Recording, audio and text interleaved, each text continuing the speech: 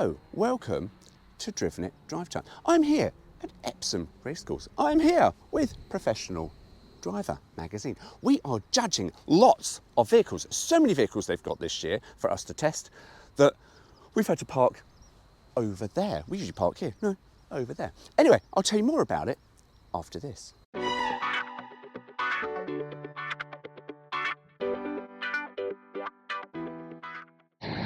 So I'm here with who I've said and where I am.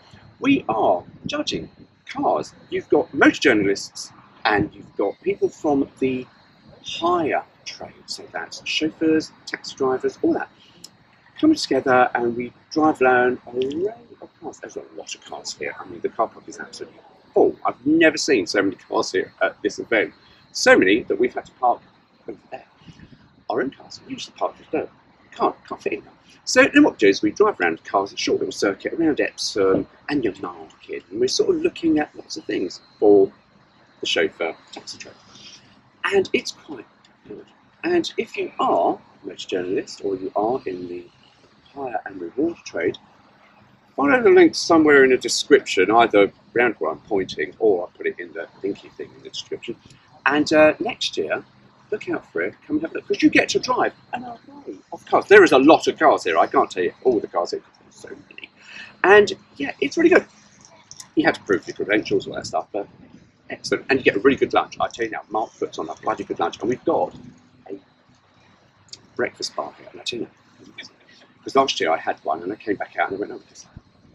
Anyway, entitlement, I know, right? So, I'm going to go in and I'm going to sign myself on, and then at some point we come out and drive a couple of cars, and we'll sort of just do a little walk around, and then I'll tell you my scores and why I score it that way. Can't really do, probably won't be doing ranges and prices and all that stuff. A lot of cars don't really have all that stuff here, I don't think. Anyway, let's begin. Now I should tell you how the day is going to pan out, because this is car number 3, though I've sort of interspersed it as an earlier piece. We haven't got car prices, we've got no engine performance, we've got no specifications. No specifications at all. It's literally Professional Driver have got a bunch of cars together and they've gone, right, they're the keys, go off out, go for a drive, mark it out of 170, come back, have a coffee, have something, bugger off out in another car. That's basically how the day works. So if you're sitting there going, ready to make notes about prices and performance, I can't tell you that, only what the things are like in that snapshot of time that I've got with it going and back again. All right? Or not all right? Depends. If you like that, fine. If not, sorry, can't really do much about that. I scored this quite highly, but you'll find that as you turn to the next car, car number 3. I've literally tried all of the VW Audi group cars, and I can tell you now, the Audi, but that's coming up next. Here we are with the Audi A6 e-tron Estate. Now, visually, it's quite nice. However, I do think the black wheels are a bit, why do people put black alloys on cars? It's a lovely design of alloy, black, and yeah, then we come around to the back, and that is your Audi A6 e-tron. There are some things that I do like. I like these door handles. These don't pop out. You've got a little micro switch. Oh, lovely. And then you come inside, and the inside is typical of Audi. You go, oh, that's nice. However, there are a few problems I have with it. I do not like all of this stuff here. These light switches on the door cards. When you are driving, it is a pain in the arse, I tell you. You want switches on columns. And these, I don't understand these door mirrors. I really don't. I don't understand why you've got this whole massive thing with a camera on for this here.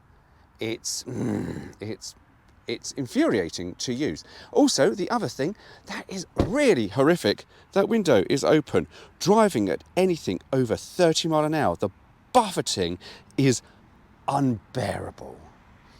That said, I've scored this car 114 out of 170. Entry in and out of the back is rather easy. With me as a driver, there is more than enough legroom there, so that is quite handy.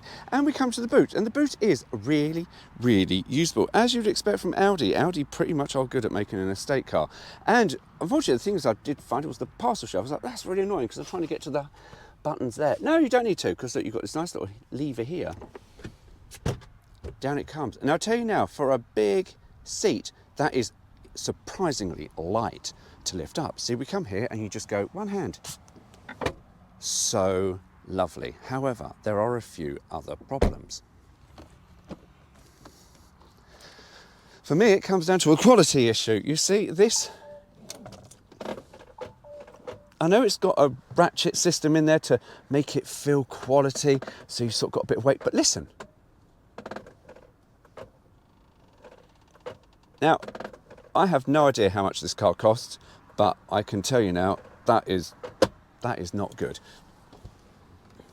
The other problem I have is these door handles. Where is it? You see, on that side, there is a grab handle, door handle, lovely. On here, where is it? I'll tell you where it is, it's here. Now, I have to really stretch to reach that, to shut it, because when I got into it, I kept trying to grab up here, which, yeah, I don't think that's going to last very long if you keep doing that. But that there, for a grab handle, that is horrific. I'll show you. Here I am in the Audi, and I've got to stretch. That is really uncomfortable to stretch to. If it was here, much better. That is a fair old bloody stretch. No, yes, I don't need to open the door all the way to get in and out. I can get in and out here. Smash my head on there. But, you know, you're likely to open the door. Yeah, that's not good. I really think that's badly ergonomically designed. Here we are with the Skoda Superb Estate. Now visually, it is very, very attractive. It's got nice silver alloy wheels. I wasn't particularly nice about the Audi, I can start off with. The first car I tested, yeah, but that really did infuriate me. However, this Skoda Superb has scored vastly better. I think 138 I scored it. Now, its quality in the boot is so much better. These here, these curry hooks as we call them, much better quality. The Audi, and the parcel shelf doesn't get in the way, and you can push the seat back here, but you don't need to because you've got like the Audi. Oh, and they are, again, really, really nice and easy to get up. However, there is a problem, because when I shut the boot and then I hold it down, oh, that is now detecting that I'm there. However, previously, when I went to do that, I'll try again. Oh, that is pretty impressive now. Now that has made me look a bit like a fool, because when I first did that, yeah, that has sensed me. Okay, I can take this back. I shit you not, when I first pushed that boot lid down and went to hold it, it's one of my tests I do, because I want to see how strong these are, whether or not they will try and crush you. That did actually try to crush me, because it was really, really... There we go. Oh, see, that's really a lot of pressure on me. So yeah, I am not impressed with that. That is not good. However, it does redeem itself, this little hybrid Skoda, with the touch controls. We always moan at Volkswagen Audi Group cars with their disappearance of all of this. It's all on the touchscreen, which I tell you now is absolutely infuriating. This is epic. I'm really, really impressed with this. Now, I need to just hang on. If I push that, heated seats, cold seats, this one here, hang on, there we go, fan. This button here, heater fan, press again, volume control, drive mode, back to fan. Now, yes, sometimes you'll go, oh, it's really annoying because I want to adjust the fan and not this, but at least you've got something to grab hold of to turn and do what you've got to do. And again, on the passenger side, heated, cold seats, you're heating. However, the award for most useless piece of shit in a car goes to the Skoda. I have absolutely no idea what the hell this piece of shit is. What is that? It's a suede covered tube that just sits here, or I found it there. No idea what that is. However, the dashboard on the Skoda is really lovely. I do like this and this sort of silver black trim insert. It's really, really quite nice. This is a bit, looks like an afterthought, and the actual, when you're sort of trying to steady your hand to press some buttons, you feel the top edge. And I tell you now, that is really, really unpleasant to touch. That is really, really sharp plastic. So yeah, that could be better. However, the Skoda does surprisingly well. As I say, I scored it 138 out of 170. One problem this does have. The Audi has a problem as well. On the dashboard, I'm sort of going slightly off topic here, but this really did infuriate me and I feel I should actually mention it. The Audi on the dashboard has the visual thing where it can detect other cars. I tell you, I kept seeing phantom cars appear on the screen. A car would appear on the front, you go, there is nothing there. And there was a car that appeared that, to be honest with you, if it was there, it's actually in a hedge. It showed a hedge as a car. However, this thing slammed on the brakes for no reason. There was cars and a truck parked and I went around the truck and then went to accelerate and then it went, no, stop! Slammed on the brakes, really uncomfortable. It's not pleasant when that happens, I tell you, when a car thinks you're going to have a crash. This thing slammed everything on. Really, really uncomfortable. Quite dangerous. Thankfully, nothing was behind me because I'm quite sure that with where everyone was going, something would have rammed into the arse of me. Here we are with a VW Passat e-hybrid, and it is a very, very attractive car. It's typical Volkswagen. It's just Volkswagen. And it does nothing offensive. I have scored this rather highly, I think, at about 149. It's better than the Skoda, but it's not as better as the Skoda. Just driving-wise, this satchel system works much better, and I haven't actually tried to crush myself in the boot, because the boot lid, on several times I've tried to shut it automatically, hasn't tried to kill me. So yeah, there is that. However, the boot is exactly the same as the Skoda. I'll tell you why, because it is exactly the same as the Skoda. I was looking at them in the car park and all this here is all the same. But one thing we are lacking, you see, whereas the Audi had really awful cheap curry hooks, we're missing one. Look, we've got one here and we've got one on the other side like the Skoda. We've only got one. Skoda gave you two. And yeah, but the boot is huge, just like the Skoda. Shut up. This car is Ida. Look, hello, I'm Ida. Ida down. Now, one thing this thing does have, it has the dreaded VW touch buttons. So to do the heating, it's this here, which thankfully they do design a ledge in here, you see, so your finger can hold onto the ledge. But to be honest with you, it just, yeah, I can see why people moan about it. You sort of go, yeah, see, hold your finger there, and somehow it, see, I can't now get, why can't I get the climate thing up? See, did you see it? It was there, it flashed up something, climate, and now I can't get that up. Why won't it? See, now this is the problem. See, I want, now it comes up. And now it stops. And now we wait. Or is it because I've waited? And then we wait. It's too slow. Sorry, VW, that is just too slow. But the car itself actually drives better than Skoda. But I have scored it better, 149. So yeah, it is lovely. And the boot shuts are really nicely painted. So well done, VW, for giving me those. But yeah, the dashboard, it's typical Volkswagen. So that's nice. Lacks the lovely contours and architecture of the Skoda, but we have got this nice little aluminium trim, and it's grey. There's some greys, grey leatherettes and leathers and plastic or whatever they want to call it. I have no idea, because we don't really have the spec sheets of the car. Now, here we have car number 4. It's a Volvo V90 Estate, and it is rather I'm going because I haven't scored it as highly, believe it or not, as the VW Passat, but it does score quite highly at about 135. It has got some nice features, and actually this one does work. You know the thing where you put your foot underneath it? Oh, look at that, that works quite nicely, and it does reveal a rather lovely boot with really nicely painted boot shuts. Boot isn't as practical as the VW Audi Group cars, because it's sort of quite low, but you know what, it's quite nice. However, one thing it does do when it does shut, and just listen and watch the car. Everything is really chunky. Even the central locking is chunky sounding. I don't know if it's going to work. No, because I've got the windows open. But I will tell you now, it is very reminiscent of a 1988 Citroen BX, which, and you go, fucking hell, it's like opening up a vault. However, all is not in the Volvo's favour, because the interior is, woeful. It's black. Now, Volvo interiors are gorgeous, so why you spec them up in black, I don't know. And the pattern on that is just awful. It's either leather, or it's not leather, or it's the skin of organic children that have been skinned, because it's just awful stuff. It really is just awful, and it's got these awful grills. that just make me want to vomit when I know I shouldn't touch them, but I do, because it's just really awful, because it's like the holes stick outwards and they're just not smooth to touch. But yeah, Volvo interiors are lovely. Not in black. Don't expect them up in black. But do you know what? As a car, as driving car, yeah, this is lovely.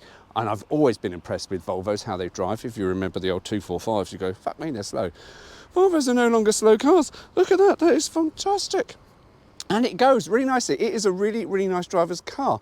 So it's sort of one of my high contenders for today. However, today has not been finished and we've still got more cars to take out. Oh, I know, I just can't stop it. I can't stop myself. However, the inside as well is really, really impressive. I did not expect this when I got in here. Oh, I folded down the rear seat. Rear seat not as easy as VW's because you've got to lean in. I couldn't find anything that I know I've got the button just under there. I couldn't find anything here like the VW's where you go pop, so you've got to lean in, you see, to release the seat, and then the headrests all fall down. And yeah, it's not quite so easy. And also, this is not like this is a nice thing from Volvo. Fold up this little extra storage space, so if you've got some shopping, it doesn't cover up the whole boot. That's really quite practical. This isn't. If you need to go under to the boot floor, the whole thing comes up.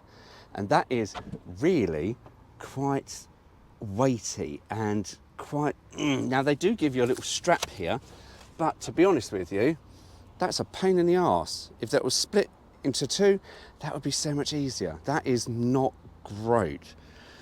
Yeah, that's one thing I'm not happy with, although it does come with a visible first aid kit. That's always nice. That's always a nice Volvo treat, but that I do not like. And the boot lid is a bit... catches you when it goes down, but then doesn't go down. Right. Anyway, rear seat room is generous to a T. However, we have got a massive transmission tunnel, which does hinder a lot of space, because if you sit in the back of this, now for me personally, sitting in the back of this, you go, it's all right actually. And if I sit in the middle, I've got to straddle this thing in the middle, because yeah, I mean, they're quite wide footwells, so that's quite handy, but yeah, you don't want to sit like that. Glass panoramic roof, always very nice in the back. But as I say, Volvo, just stop making black leather. There we go, Volvo. Do us all a favour. Do not sell black leather or the skin of children with this. Honestly, look at that grain. That grain pattern is just fucking horrible. It's like, it's like elephant skin or something. It really is just awful. I mean, I don't like leather interiors anyway, to be honest with you. I know I've got it in my Fiat X19, but couldn't really do without that, or anything about that. But yeah, I'm not overly keen with leather interiors, but yeah. But apart from that, Volvo, it's Volvo. It's all right. Here we are with Toyota's Corolla Hybrid Estate, and this hasn't scored so well. It's scored 120 points, but that's because it really cannot match the German and Czechoslovakian cars. But as a sort of, you know, as I'm trying to look at this as a chauffeur car, but do you know what? It does pretty well. The boot is not as large because it's not as big a car, so this will be easier around town, and you are not having to carry all the luggage of everyone. Yeah, I mean, there's very little to really pick at this. Look at that nicely painted boot shuts, thank you Toyota. And the boot lid does, oh, that's nice. I don't think I even showed that, did I? Because I put the camera away, facing the other way. We'll do that again. We'll show you the camera. Bloody hell, that didn't even detect anything. I'll try that again. Oh, that's nice. That is nice. That just holds up nice. One thing, it took me a little time to get used to this, and I tried it first and I went, I don't like that, but now I've tried it a couple of times. I actually really like this, and I think this is really nice. It's not electronic, so it means it won't go wrong, although admittedly this is Toyota. It would never go wrong anyway. But this parcel shelf cover, and you go, right, okay, yeah, but it says they're pressed. Oh, isn't that nice? That is nice. I like that, because I was like, how the fuck now do you get it back? But you just go, beautiful, nice. And the tailgate, to shut it, press that button and I'm going to hold it. Oh, nice, again. Yeah, Toyota really are quite kind. And it is typical of Toyotas. Philosophy, the rear seat room is, it's not bad, it's not great, but it is a shorter car than the others that I've driven. And inside here, it's typical Toyota. The layout is very, very much Toyota. It is Toyota, so of course I am just, it's fine, it's functional. It doesn't really inspire. It's just all black. And it's just typical of Toyota, but you know, it's quite a comfortable place to sit. And if you're whiling away the hours on the for hire circuit, this is not a bad place to go. But I've still got to do my end piece where I sort of think about all the estate cars I've driven and which one I would take home. Anyway, speaking of taking home, let's get this thing back to the car park and see what else is available for me to test drive. Oh, hang on, here we have the BMW i5. Now, I have to say, if BMW are going to start covering up their kidney grills, why have they still got big, massive kidney grills? I just don't understand. It's very big, it's very bold, it's very, very fast. There's a turbo button or boost button that absolutely makes this thing horrifically quick. And you go, wow. So, yeah, I think for what I'm judging it for, I think this is over-spec'd. It really is. However, right, the boot is very, very practical. Again, very, very spacious, very lovely. However, you've got this curry hook here, which, that is really stiff and like you're going to snap it. So that, sorry BMW, that could actually be a lot better. However, folding the rear seats, again, like the other German cars, pull the lever. Oh, that does fold down, rather lovely. And underneath the boot, we've got not a lot of space. However, we come to the tailgate and we've got this rather lovely neat hook here. So if you've got, I don't know, a sweaty shirt that you want to get cleaned or dry or something, you can hang it off there. That's really, really nice. However, when you shut the boot, are you ready? Oh, you fucker. Honestly, that was trying to kill me. Here we go. No, that's not. I'm going to try again. Honestly, this was really hard. That is now not trying to kill me. I kid you not, that was really, really bloody awful. Anyway, now, it's not going to try and kill me if I don't try and film it. No, that isn't. Honestly, that really was. I'm not lying. This thing has got a mind of its own. It's like the Skoda. It's there. However, shut the boot lid. Oh, fuck! And that tries to kill me. So, again, not good. However, one thing that's really, really not nice, and I really would expect better, tactility. When you open the door, you go, oh, I'll just grab here. That there is really horrible to touch. Unlike the front door, that's really nice and smooth. But this is really horrible to touch.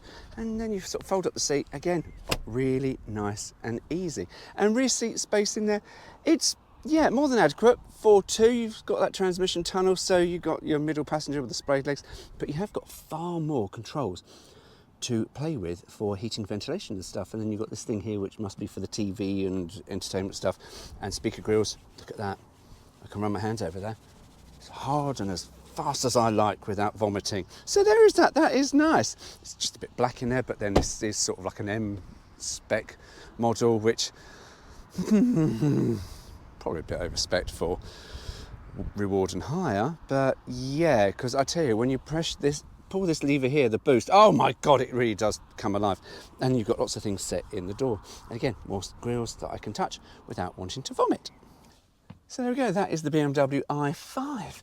There is a few other things inside. When you look at the controls here, this is just a bit gaudy, if I'm honest with you. That just looks horrible, it really does. And the knobby for the radio is just, I don't know, I just think this is really not in keeping with the car, and I just think it looks a bit shit. Yeah, I'm not like that. But yeah, apart from that, the rest of it is quite all right. They're sort of sturdy-ish. It's sort of got. One thing I did notice, when I got in, I don't know if I can get it to do it. Hang on. Here we go. One thing I did go in, when I got in, I went, oh, it's like a Citroen. It's like a DS.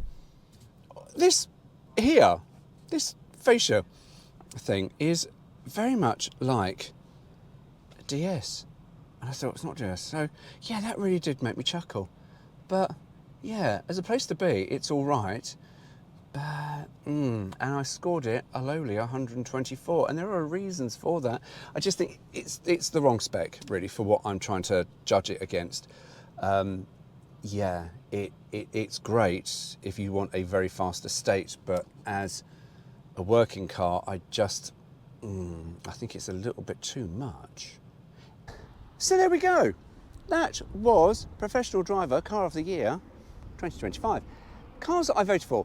The estates. See, Mark said, try and pick a category, go for that, because you can pick out your favourite ones, or you can see really where you want to go. So yeah, so out of all of those, what would I take? Well, the scoring is quite fun, and to be honest with you, people always go, oh, cars are all the same, they're all boring, all blah.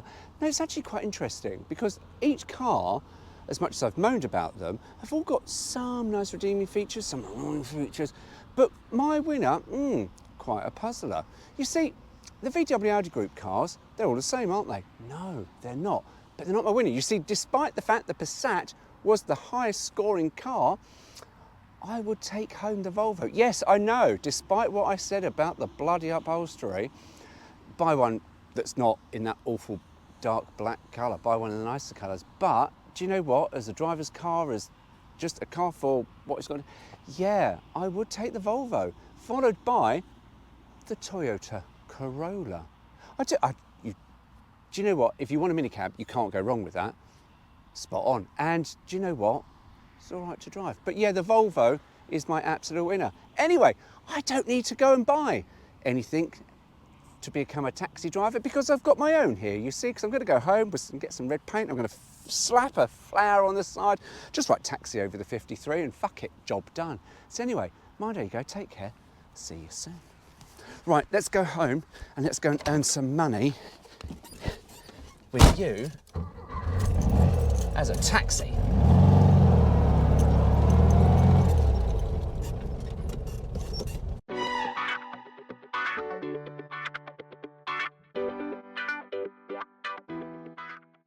Here we are now with the VW Passat e-hybrid. It's an e-hybrid. It is very, very... Oh, just fell down. Oh, sorry. I'll start that again, I think. 10 minutes of driving. Oh, actually, no, I like that, actually. I take that back. I'm going to redo that bit because that was wrong. GoPro, stop recording.